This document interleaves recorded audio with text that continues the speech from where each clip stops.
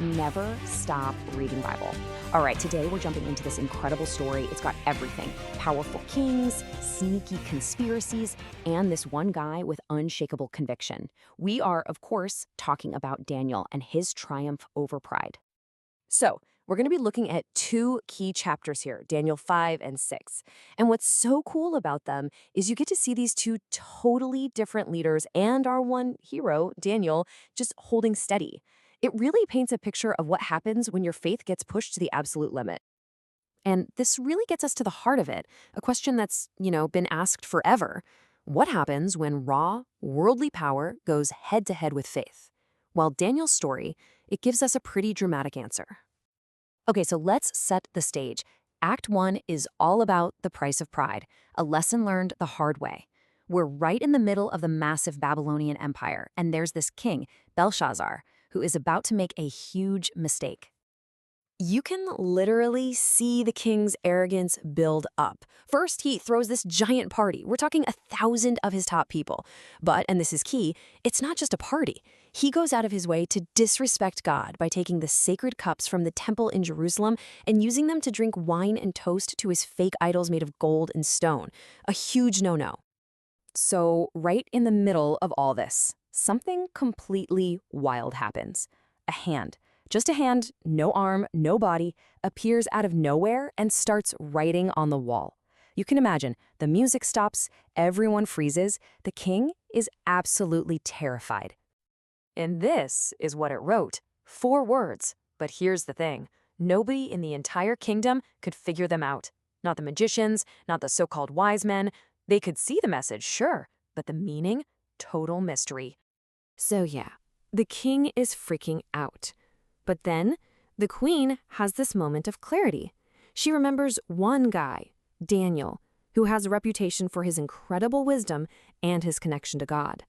And just like that, the stage is set for a whole kingdom to be judged.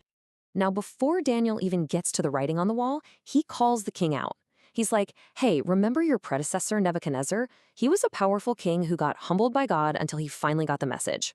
The thing is, Belshazzar knew that story. He knew it, and he chose to be arrogant anyway.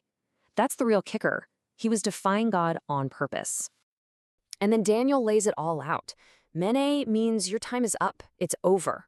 Tikal, you've been weighed, and you just don't measure up.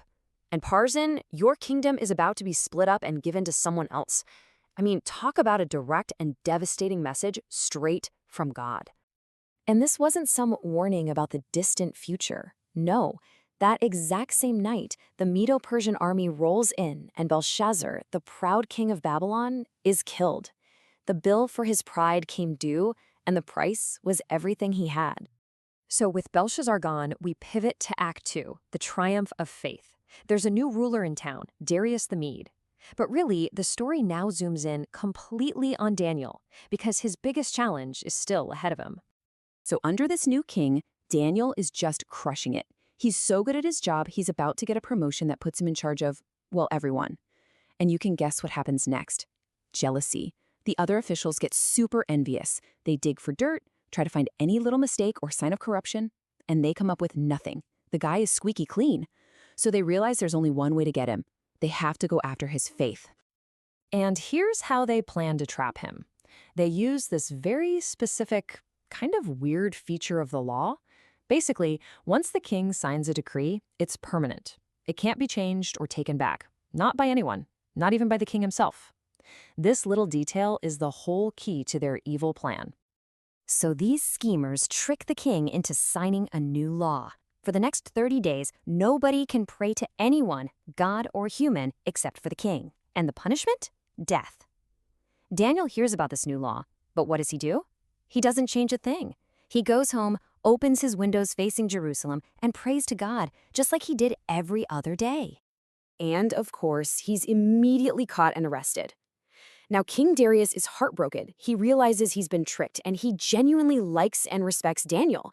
But that unchangeable law, his hands are tied. He has no choice. He has to carry out the sentence.